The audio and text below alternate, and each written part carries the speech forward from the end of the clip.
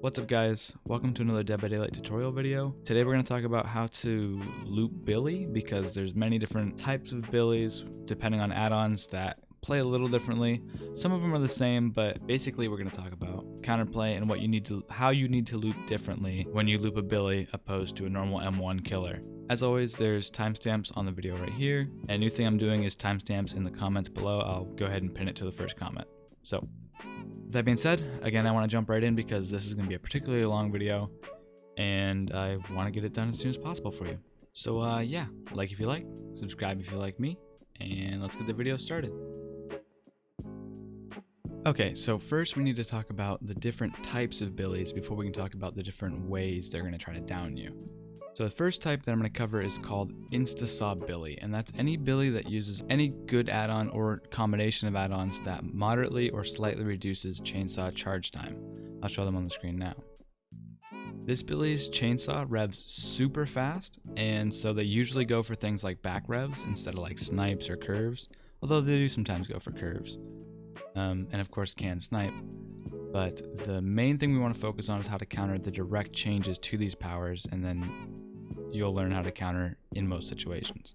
So the number one thing you don't want to do against a Insta Billy is bottleneck yourself. And bottlenecking is when you are in a situation where you can't turn at all. It doesn't matter if you turn, you're going to bump into something and he just sets the saw in a straight line and you're dead. As soon as you bottleneck yourself and he has enough time to rev his very quick saw, there's a 100% chance that you're going to die. So as soon as you realize that a Billy has an Insta Saw, you need to decide, do I want to bottleneck myself or would I rather take my chance running into the open and just dodging his saw? Now there's two main ways players will dodge hillbilly chainsaws at point blank, like back revving. And that is, one, they'll run in a straight line pretending like they have no idea what they're doing and wait until the last second when the chainsaw is about to release, and then they'll juke it. The alternative method is just instantly, as soon as he starts revving, just bait left and right a little bit, wait until you think the saw is going to release, and then juke it. This could also be considered like Aaron teching, even though that's not Aaron teching. You could Aaron tech, and it would be similar to just baiting left and right and then juking in one direction or 360ing. So the only difference I would say between these two methods is when you run in a straight line, you're usually doing that because the killer is competent. Like it's a competent Billy that is probably going to 99 his saw, and he's patient. And you want to make him think that you're as stupid as possible so that he thinks he has an edge and can just down you quickly, when really, you know exactly what you're doing and you're about to dodge him. The bait left and right strategy is only going to help you, I would say, if the hillbilly is not patient, where they don't 99 their saw. They think that they're a god Billy when they're really not, or they're potentially new to Billy, and they just don't have any patience. They let their saw go right away. They don't wait to see what you're going to do.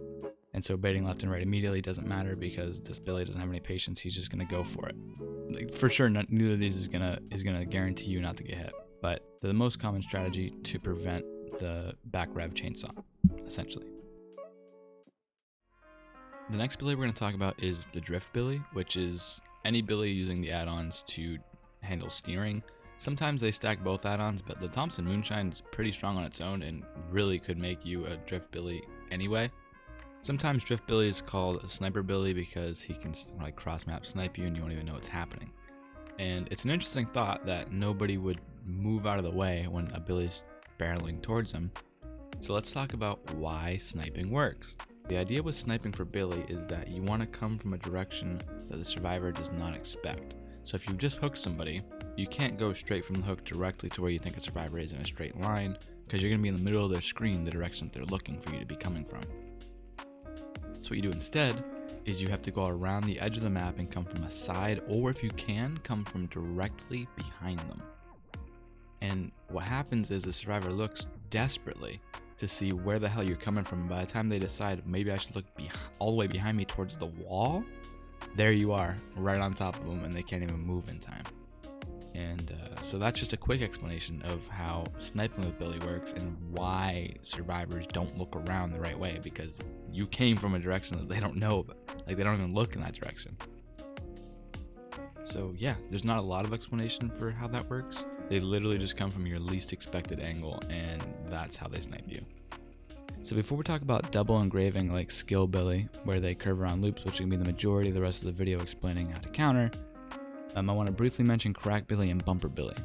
Crack Billy is the tuning guide Doom Engraving add-on Billy, which basically means he has all the benefits of tuning guide, which is basically everything in the game except for speed and turning.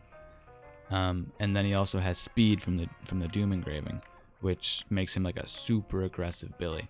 And this Billy can be used, well, any Billy can be used in the following conversation we're going to have about countering a Billy while looping. Bumper Billy is basically like training wheel Billy, or it's like a meme Billy.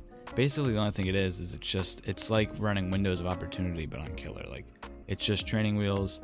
You can go for really aggressive saws and completely miss. It's totally fine because your cooldown's so short.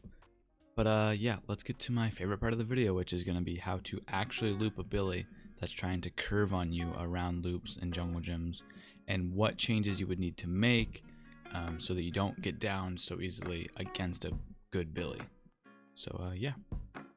So now that we're talking about Billies curving you around loops, now we can talk about Double Engraving Billy. Double Engraving Billy is a Billy who has a huge charge time. It takes him so long to rev his saw all the way up. It can't get any longer. But once his saw is ready, he physically moves, like, he moves faster, understand?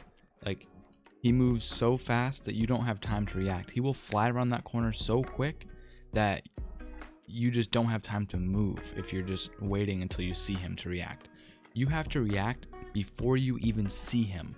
In fact, Billies that run double engraving, and even Billies who curve well without double engraving and they just know how to curve around loops, these Billies will literally curve and saw you without even seeing you. Understand that all that they're doing is, in their head, they know how you're looping because they know how to loop, and they're just sawing to that location that you would be if they were you. So all that you have to do to counter a really good Billy is don't be in that spot. You need to think, where should I be if this was a normal loop? And don't be there. And sometimes there's more than one place, and there's a gray area that you might be standing that he just tries to hit, and you need to just do the stupidest shit ever, and it will confuse them, and that is how you loop a good Billy. Randomization, being completely unpredictable. Now this might get you killed if they make adjustments to how they loop and just say, okay, I'm chasing this guy, he's a bit creative, I'm gonna bait to saw him and pretend, and then just wait and see what he does and see where he is. And that sometimes kills you, but basically no looping is absolute. You have to take risks, and the most likely chance that you're going to dodge a Billy is just to completely throw away what you know about looping and do not be where you should be if you were looping a normal killer, because you will die. With that being said, you could almost be where you should be and turn last second, but you're gonna have to do it so quickly. If it's Doom engravings, you have to do it so quickly. Another thing a Billy will do is, if you can see him through or over a loop, he's gonna try to pretend to go back and forth as though, like, to bait you, basically, to go, if he wants you to dedicate too far to one direction, preferably a direction that's not near the pallet, so that by the time he does dedicate to one side, you actually don't have enough time to actually get to the pallet and drop it. And basically the best thing to do here is to stay almost perfectly in the middle so that you do have enough time to get at least around a corner or at least to the pallet before he saws you. It's kind of hard to do because you have to learn when to react and when not to react to a Billy going back and forth. But I mean, definitely the first time he does it, you don't need to move. Second time, the more times that he goes back and forth, the more chances he's going to be releasing his saw. So it's just something that you have to observe the Billy that you're going against and just get used to looking for that pattern that they do. Now, it wouldn't be a Billy looping tutorial if I didn't talk about every Billy's favorite shack mind game, and that is they chase you into shack and anticipate that you're going to vault the window.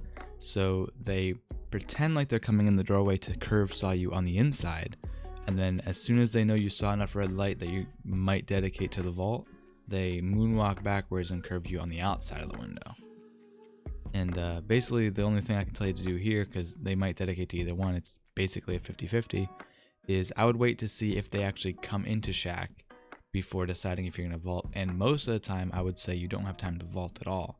So I would just try to be not somewhere where they can hit you with their saw. So don't be at the window, and I probably wouldn't be at the pallet either because they might go for the pallet too.